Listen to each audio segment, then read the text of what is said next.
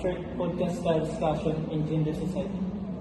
In this conversation, we will be sharing our thoughts in understanding, respect, and acceptance of the diverse society. I am Nico Pera Gomez. Cancel Mark, Abulin John Paul, Arevalo Neil. Anton Martin. You know, when we talk about gender society, I think it's really about how creates gender expectations about their gender. Yeah, like how people expect men and women to behave in certain ways.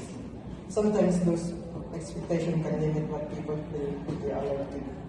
That's true. For example, people think that a certain job or role should only belong to one gender. But in reality, abilities and talents are not identified by gender. exactly. I think those stereotypes are slowly changing thought. More people are starting to question them and realize that everyone should have this freedom to choose their own path. And that's where understanding becomes important. If we take time to learn about other people's experiences, it becomes easier for us to understand it. Yes, I agree with that. Sometimes people judge others just because they don't understand them. But when we listen and learn, we view things from different perspectives. Right.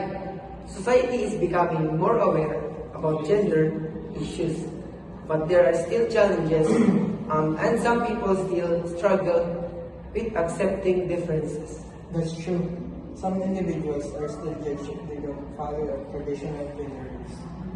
And that can create a pressure, and people think that might feel they have to act the certain way just to fit in. Which is why conversation about gender and society are really important. Talking about it helps people become a more awareness of these issues. And that's where awareness leads to empathy. When you understand what someone else might be going through, it's easier to trust them with kindness and respect. And respect doesn't always mean you fully agree with everything. Sometimes it just means that recognizing that everyone deserves dignity. And that's a good point. Acceptance isn't about forcing people to think the same way, but about respecting each other's differences. And when people feel respected, they feel more comfortable being themselves. Which is important because the society becomes stronger when people are free to express who they are. Exactly. Diversity in experience and perspective can actually help communities grow and learn. I think it also starts with small actions. The way we talk to people, the way we listen, and the way we treat others can make a big difference. Exactly. Even simple things like avoiding hurtful jokes or being open-minded can also show respect. So, at the end of the day, gender shouldn't define someone's value or limit their opportunities. Everyone deserves equal respect and the chances to pursue what they're passionate about. And the more we have to understand to each other, the more inclusive your society becomes.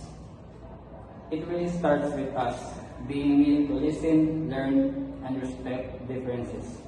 Because when people feel accepted, they feel like they truly belong.